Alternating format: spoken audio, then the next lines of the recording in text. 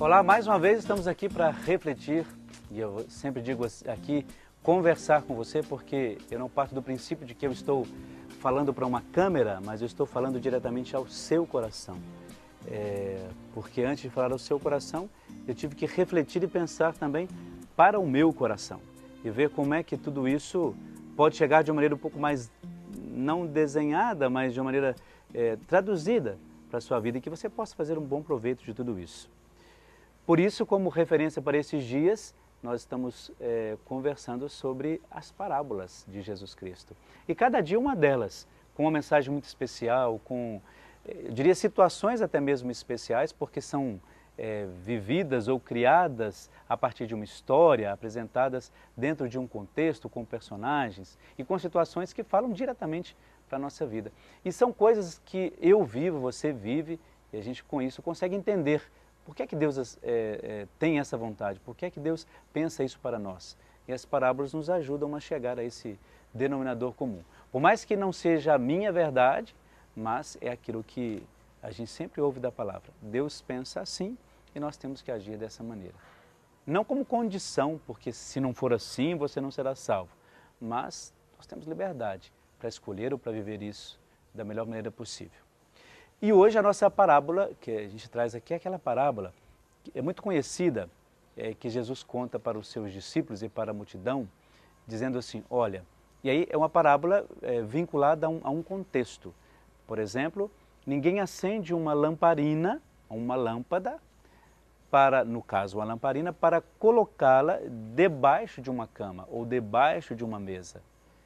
Você acende a lamparina, ou você acende uma lâmpada, para que ela brilhe para todas as pessoas. Porque é contraditório você tomar uma lamparina ou uma lâmpada, fechar, ligar para que ela não acenda em lugar nenhum.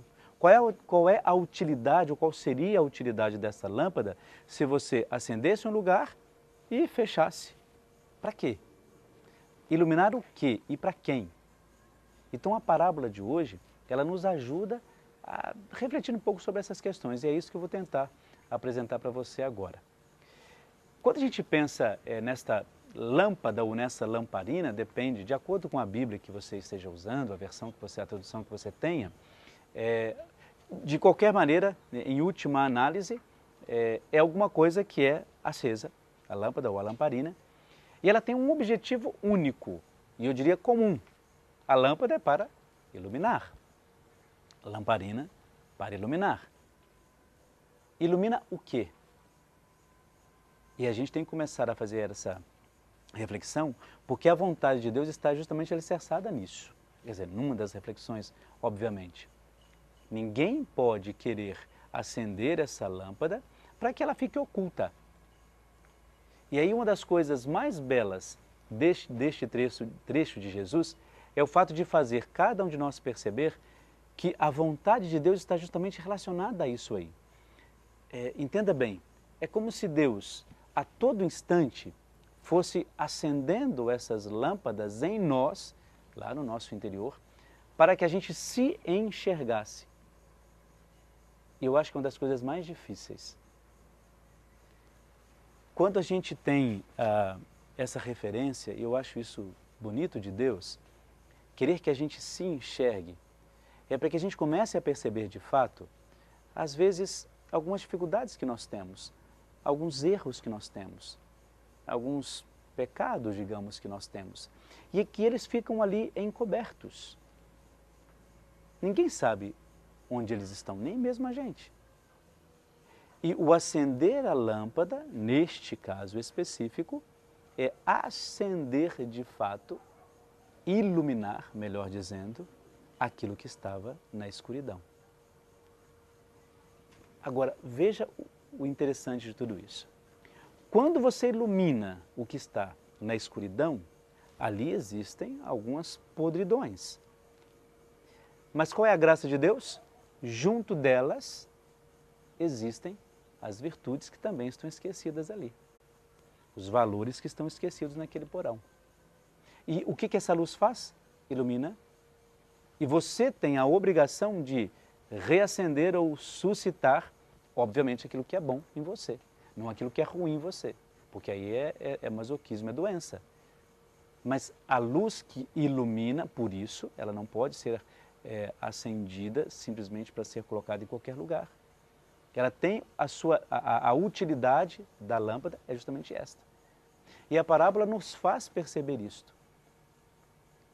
Às vezes temos dificuldade de suscitar aquilo que é bom, porque temos a mania de achar que temos mais erros do que acertos.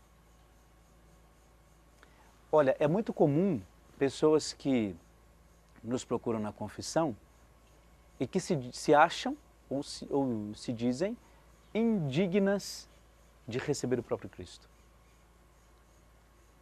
Isso deixa muito chateado a gente, porque a gente se escolhe merecedor ou não de receber Jesus Cristo.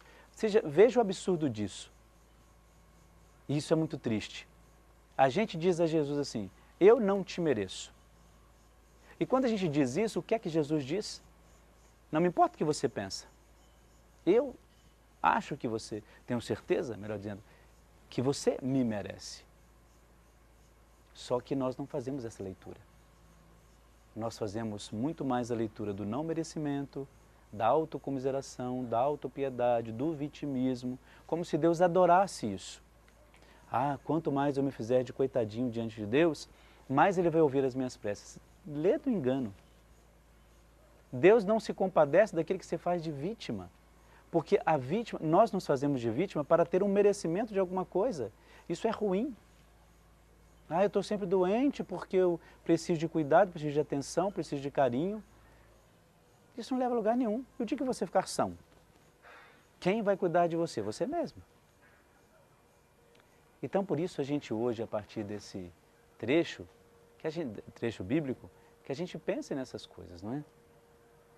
Eu preciso ser luz na vida dos outros. Eu preciso encontrar a referência de como eu posso ser essa luz, ajudar as pessoas a descobrir aquilo que elas têm de bom dentro delas. Porque é um exercício que eu fiz em mim.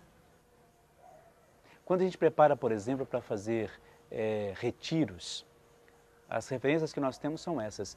Primeiro, ilumine aquilo dentro de você, ilumine-se, né?